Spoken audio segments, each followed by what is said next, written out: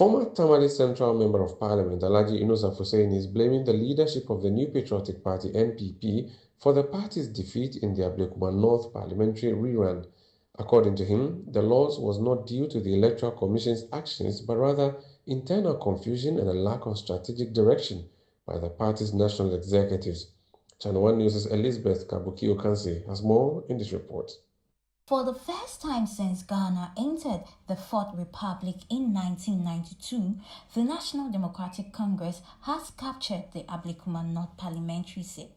The rerun, held on Friday, July 11, 2025, ended with a razor-thin margin as Irabna Alben edged out her opponent by just 209 votes. The rerun became necessary after a court nullified the December 2024 result initially declared in favor of the NPP by 414 votes due to irregularities, including unsigned pink sheets from 19 polling stations. In protest, the NPP leadership announced a boycott of the rerun, citing a lack of confidence in the Electoral Commission's handling of the process. But appearing on the big issue on ChannelOne TV, Inusah Fuseini argued that the NPP's internal disorganization and absence of a clear strategy led to widespread voter apathy and ultimately cost them the seat.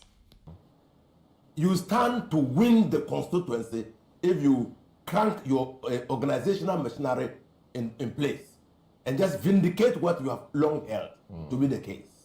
He said, no, they shouldn't come out and vote. The National Executive Committee directed their supporters in the Ablekuma North constituency, particularly in 90 polling stations, not to come out and vote. When you sow the seeds of confusion, what do you have? Apathy. However, NPP Deputy General Secretary Haruna Mohammed maintained that the party did not officially participate in the rerun.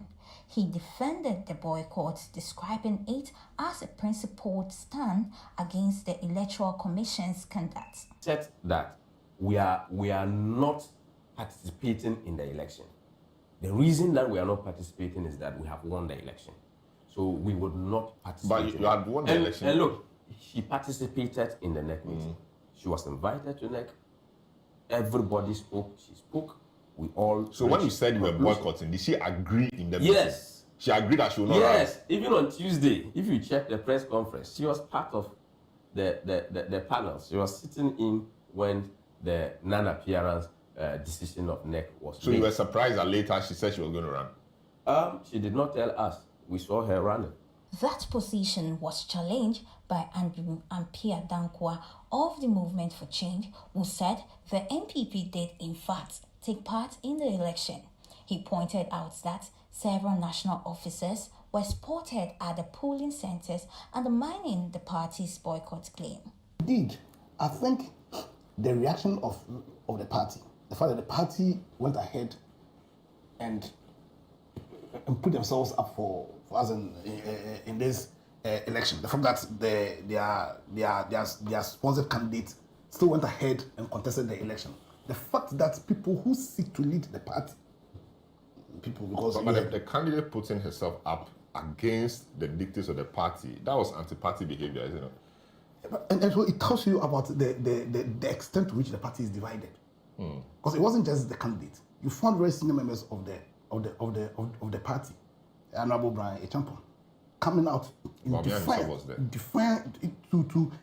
of the position of the party. On the security front, analyst Richmond Kumedo criticized the police for failing to preempt the violence reported at some polling stations. He called for an independent investigation to determine what went wrong. Speaking about best practices, best practice means that some level of arrest should have been done by now. The police should have come out to speak, or the Attorney General, who is the #1 law enforcement officer and the #1 prosecutor in this country, should have speak to the issue in his capacity as the Attorney General.